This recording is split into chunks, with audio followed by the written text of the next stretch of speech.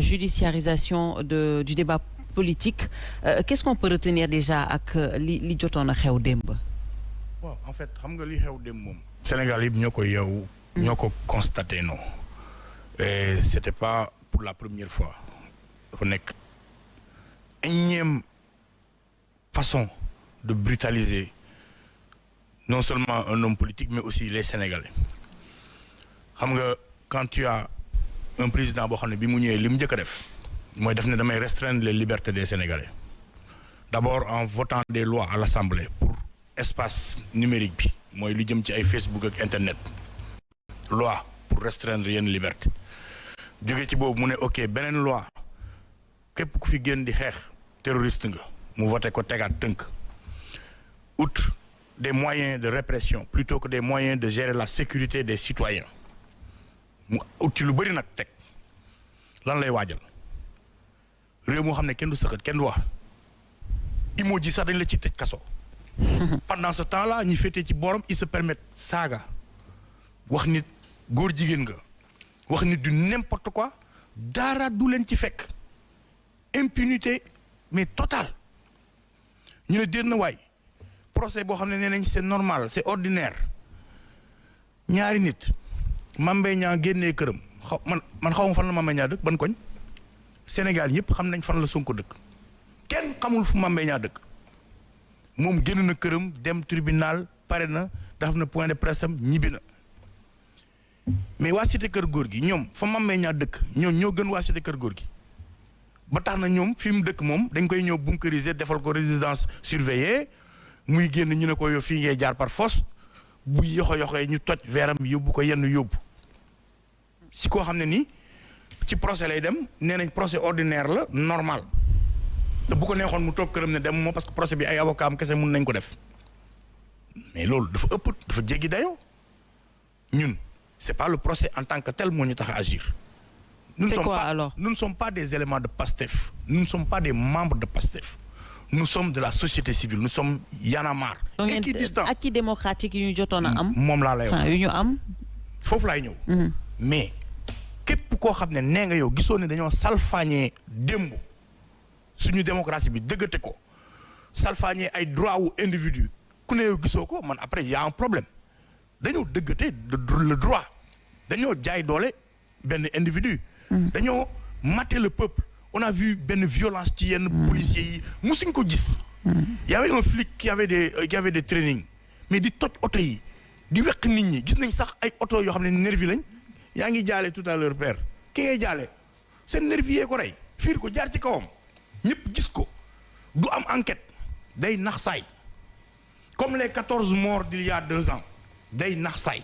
Alors Thiat cette histoire de nervi également je pense que dinañ ci taxaw parce que concrètement ñan ñooy nervi parce qu'on a l'impression que nervi dañ koy utiliser de plus en plus mais ñan ñooy nervi ñi di ànd ak homme politique yi parce que de part et d'autre que ça soit opposition wala même pouvoir il y a toujours des gens bien costauds yuy ànd ak ñoom. ñooñu ñan la ñuy woowee nervi c'est pas seulement des gens bien costauds nervi mooy ki nga xam ne dafa costaud yore arme dend ak police di def li ko neex te dara du ko ci fekk ñooñu ñooy nervi yi.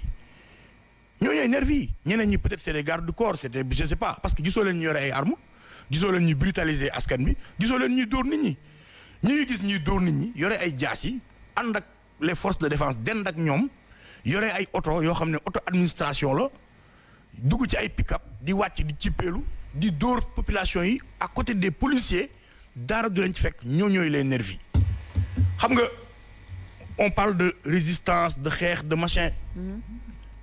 bu ñu fàtte ne Abdoulaye Wade il avait les canons bleus. il avait les canons bleus. Macky Sall il avait les marrons du feu. il avait les UVS unités de vigilance opérationnelle mais par exemple Sonko ñan la am moom gisuma unité bu mu teg à côté de lui pour xeex pour def yi demee noonu kon provocation bi nga xamante ne ñoom ñoo koy def en voulant dugg ci biir cortège yu jàmbur loolu yi provocation la du nee nañ dañu bëgg procès mu am kii bëgg na procès mu am kii bëgg na procès mu am sénégalais bëgg nañ procès mu am warul am coow na jaar fi mu war a jaar ñu toog xaar ko mu ñëw heure bu mu egsi na ñu def procès bi mu jeex mais pourquoi vouloir forcément provoquer et la veille ñëw bunkériser indi ay coow indi ay problème c'est l'État qui est en train de créer ce désordre là et malheureusement on utilise nos forces de défense et de sécurité pour traduire ñoom seen état d'esprit l'état d'esprit de Macky Sall qui est violent aujourd'hui une violence inouïe boo xam ne amul fenn la preuve il y a une photo qui l'illustre super bien bu muy màttu ay bu ngeen takkeelu xonk grand bi wax na ko léegi duma ko gis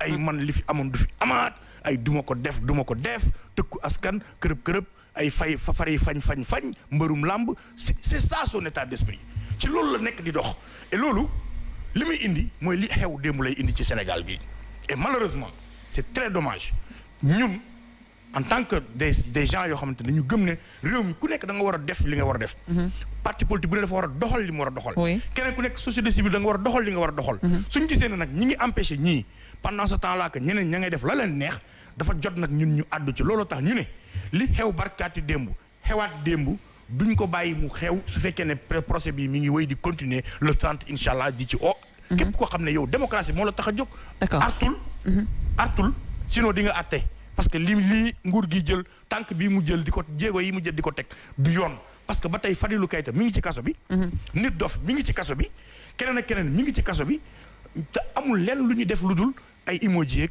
ay déclaration ay nangam sangam kon c'est dommage. Lamine Bara suñu déggee Thiat mu wax waxu recul démocratique la fi wax ñaari nit yoo xamante ne deux individuels deux citoyens on va dire yu war a dem procès est-ce que jaroon na scandale bii nii yëpp am.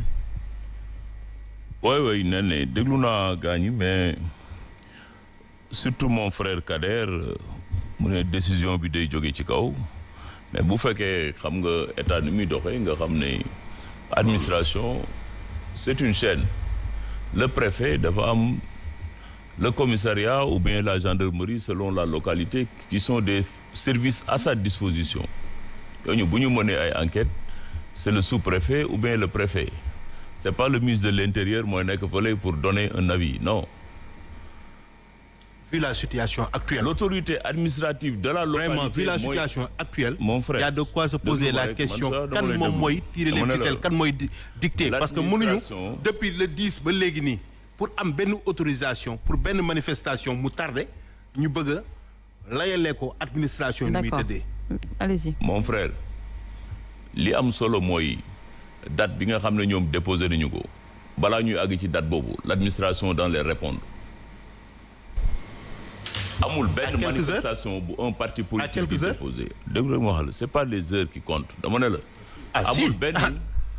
mais duñ ko def parti au pouvoir duñ ko def parti au pouvoir parce que du leen jox benn possibilité ñu organiser. ni même li ma lay wax man je te le dis en tant que agent de l'État ak fonctionnaire li am solo mooy dama ne la un dossier parti politique wala organisation bu demee déposé.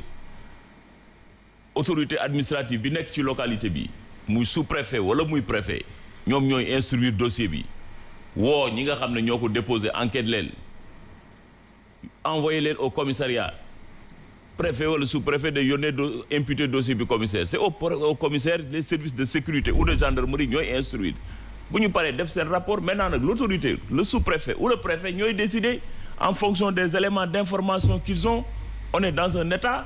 C'est comme ça que l'État fonctionne. D'accord. Ouais, faut pas dire que déposer nañ depuis 10 jours joxuñu une réponse. C'est une demande kañ la seen manifestation c'est samedi. Et vous trouvez que c'est normal? Dama ne. C'est normal, c'est demain. C'est suba, c'est demain. Demain. Mais fii ak suba attendons de voir. Mais il est quelle heure actuellement? Actuellement nit ñi tëdd nañ. Mais mon frère. Ouais. L'administration dana répondre loolu laa xam man. xaw ma kañ lay répondre. Mais parce que c'est gëm sa bopp si c'était Pastef est-ce que vous allez faire comme ça? Est-ce que di ngeen ko def? du ngeen tëddate réglé wu leen ko. parce que y a un problème avec Bougane y a un problème avec gëm sa bopp. il faut l'accepter il faut ngeen assumer loolu. une bonne fois ñu xam ñoom fan la ñuy taxaw ak ci lan lañ jëm. vous êtes libre de défendre gëm sa bopp si vous êtes de gëm sa bopp. non je ne suis pas de gëm sa bopp. alors allez-y sur la question. je ne suis pas de Bougane je ne suis pas de personne. léegi moo wax ci li nga xam ne loolu nga wax ne li ñu dégg moom dégg nañu comme li ngeen di wax ay violence nangam ak nangam suñu frère Sonko wax naa ko sànq Ousmane. bu fekkee ne am na ay jafe-jafe yaram ñi ngi koy ñaanal mu dellu siwaat ci jàmm parce que acteur politique la mais tamit violence pour violence dañ koy déglu nañ ñun ñëpp discours bi Ousmane Sonko tenir au meeting de ACAPES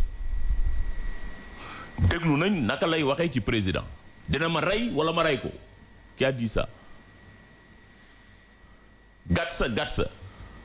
Jamais dans l'histoire politique du Sénégal, le discours, le ton de violence qui sort du Pastef, l'histoire politique du Sénégal musu ko am. Mais au même moment en 2011 PDS également ñu ngi doon wax ne que discours du président de la République bu mu am ci violence bi mu doon wax waxu on va le déloger du palais. Je suis d'accord dama ne la violence dans l'arène politique commencé wul rek léegi.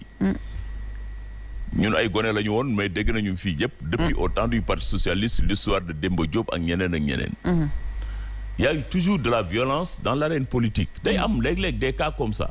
Mais quand même, il faut reconnaître que suñu classe politique quand même, nous avons toujours été à la hauteur pour dépasser ces phénomènes. waaye nag il faut que ñu reconnaître Ousmane Sonko c'est pas n'importe qui.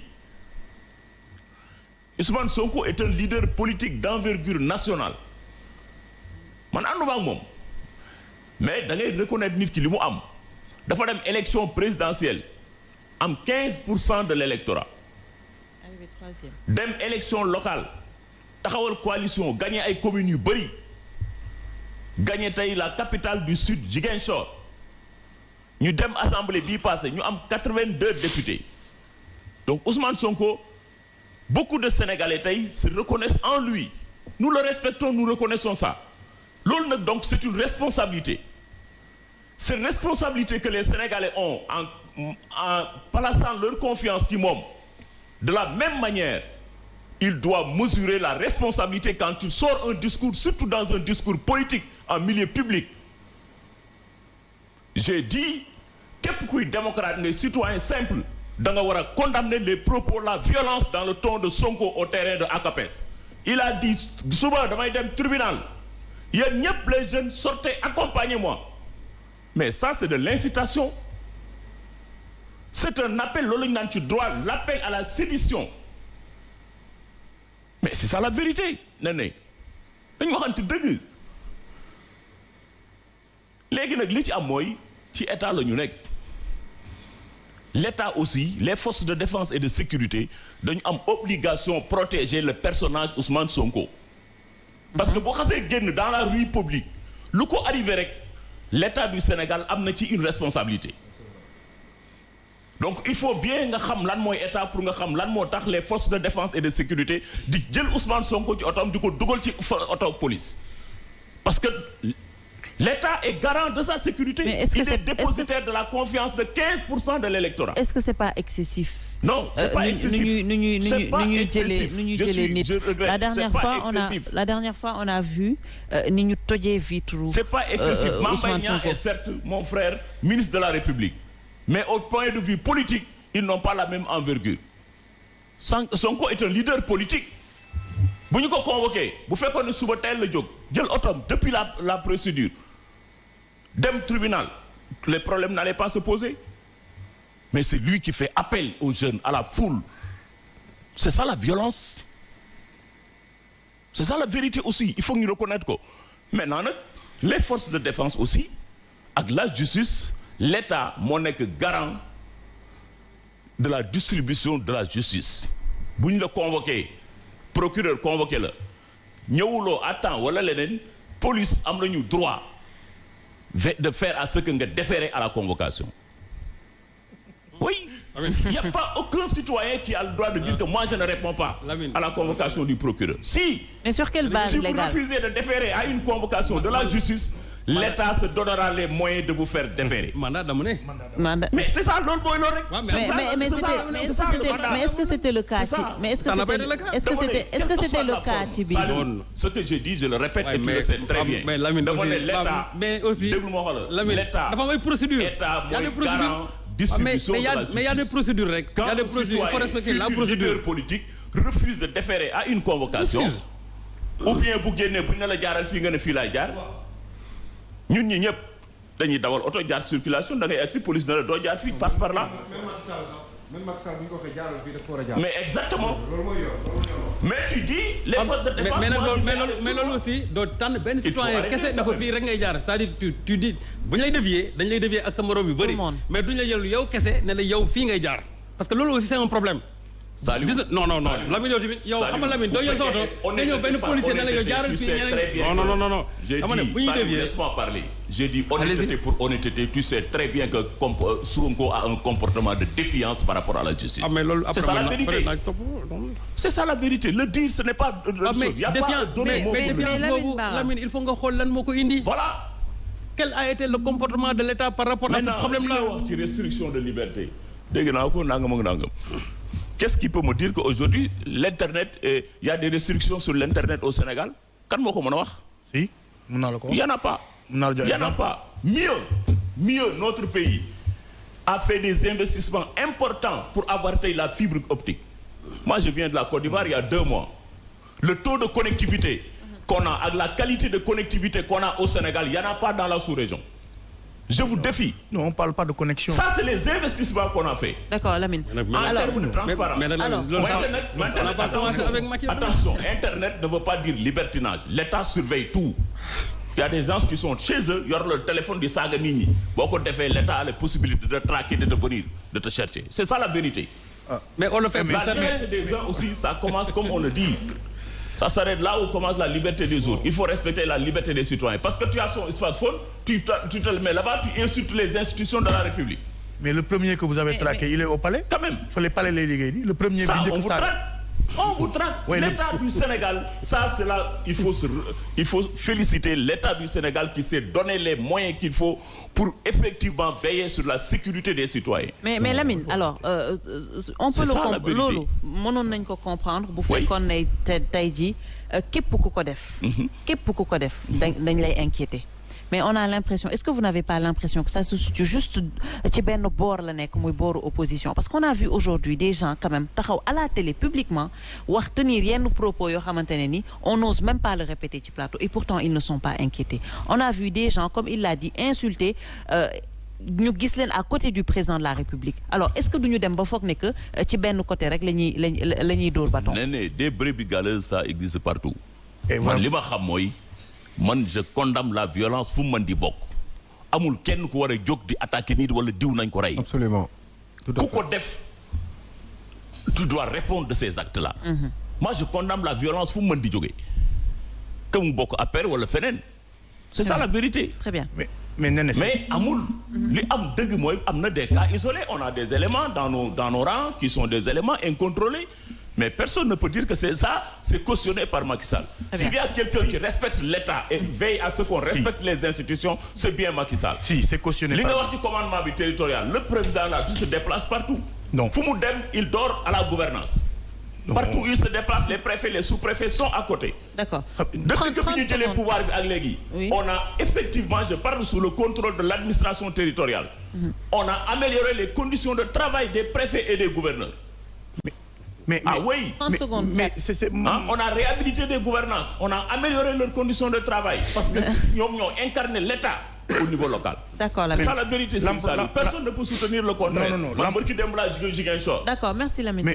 J'ai été reçu par le gouverneur en tant que directeur dans une tournée. J'ai été reçu par le préfet de Très bien.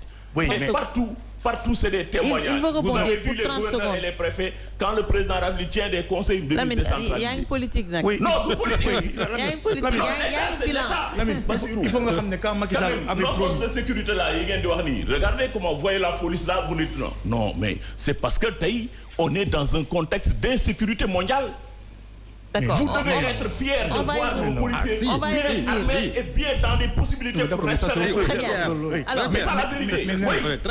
Il faut que Lamine on est dans un état. On est dans un monde où il y a des bandits partout. D'accord. S'il vous plaît. De défense et de sécurité. S'il vous plaît. li ma ko bëgg a wax mooy dama ne Macky Sall. moom moo créé cet emploi là bu bees bi mu ne Sénégalais naa leen jox liggéey. li mu inventé mooy des insulteurs de la République ñu fay leen jox leen salaire ñu toog palais bee di wax Souleymane Jules Diop mooy exemple bi gën a ndaw bi ma lay wax waxatuma la ñeneen dara fekku leen ci loolu donc qu'on vienne pas nous dire kuy insulter ñu wax la waxu restriction nga may wax waxu connexion. Oui. On ne parle pas de connexion moi je parle pas de connexion à internet. loolu moomu leen compagnie française la moo ñëw implanté wu fi ngeen jox leen les plus grosses parts ñu lekk suñu xaalis. di ñu foowee Sénégal amu ci dërëm. on te parle de restriction de liberté un immobilier ñu tëj la kaso loolu la ñu wax. très bien pendant ce temps là yéen a ngi saaga sénégalais yi chaque jour suba ngoon guddeeg bëccëg dara du leen ci fekk foofu la ñu waxee. alors Serigne Saliou la démocratie suñ koy waxaat am na sax ñu doon titré ci internet bi nekk démocratie tuxu na Sénégal est-ce que mën nañ jàppee loolu on avait vu quand bu ñu kasewee vitre bi tout ce qui a eu derrière par rapport ak niñ ko déploré ak image du Sénégal bu mu démb lan lañ mën a jàpp tey ji ci tout ce qui s'est passé. mais nee na li xew démb ce n'est que le remake di xewoon mars. Non, li xawoon c'est-à-dire l'arrestation, l'extirpation de le kidnapping de Sonko bi nga xamante ne moom avant même d'aborder le sujet là vraiment je souhaite au leader du PASTEF et à maître Clédor Ciré Ly et qui aussi a été évacué d'ailleurs. Oui, et à aussi Guy Marius Sagna vraiment un prompt rétablissement parce que xam naa ce qu'ils sont en train de vivre métti na trop mais vraiment on leur souhaite un prompt rétablissement. Et je crois que c'est regrettable aujourd'hui que démocratie Sénégal egsi fii jamais je dis jamais dans l'histoire de ce pays c'est-à-dire une haine politique egsiwul fii on peut être dans l'adversité politique mais quand ça se met maintenant en haine ça devient encore autre chose et ce qui s'est passé hier c'est inacceptable je crois que loolu xewoon na fi ba passé mais bi yoon dañu monter d'un cran parce que ba passé vitre lañ tojoon mais cette fois-ci dañu gazé ñi nga xamante ni ñoom lañ doon jël et ce qui est plus choquant imaginez par exemple maître Clédor Ciré Ly qui a fait plus de 40 ans de barreau ak li mu représenté ci réew mi ak li mu def ci réew mi c'est-à-dire tey et je suis même étonné que jusqu'à aujourd'hui je n'ai même pas entendu le barreau sax def benn communiqué d'indignation par rapport à ce qui est arrivé hier loolu daf ma jaaxal boobu ba léegi parce que c'est un des leurs et boo xamee nga xam ne maître Clédor non seulement sa santé c'est dafa en tout cas dafa sooxe parce que gis nga même procès bi amoon Casamance am na ci boo xam ne ni il n'était pas présent parce que simplement yaramam may koon ku mel noonu soo ko ménagé wul vraiment gisuma ban violence tey ban menace ñoom la ñu constitué ba ñuy jël violence boobu di ko exercer seen kaw et je crois que li ñuy def war nañ ko bàyyi parce que aussi nit ki mënoo jël par force xam nga yow Lamine yaa ngi wax léegi ne dafa war a dem de gré ou de force déedéet en matière délictuelle su la neexee nga toog doo dem fenn maintenant ça n'empêche pas que le procès se déroule. Absolument. Et contradictoirement ça dit que yow say conseil du ñu plaider mais bu la neexee nga jël option ne man du ma dem kenn mënu ci dara.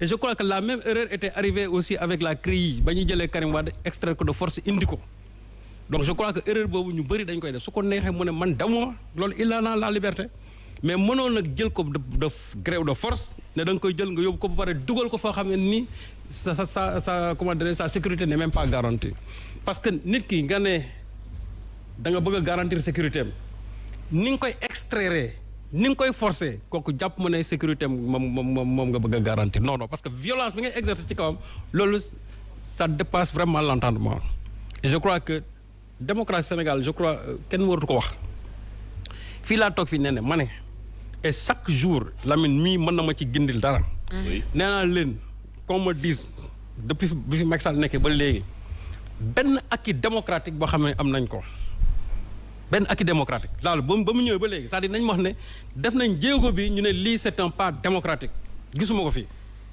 la démocratie a reculé sous le régime du président Macky Sall. Ça n'engage que vous. waaw non man li may wax man dama ciy dut baaraam la démocratie a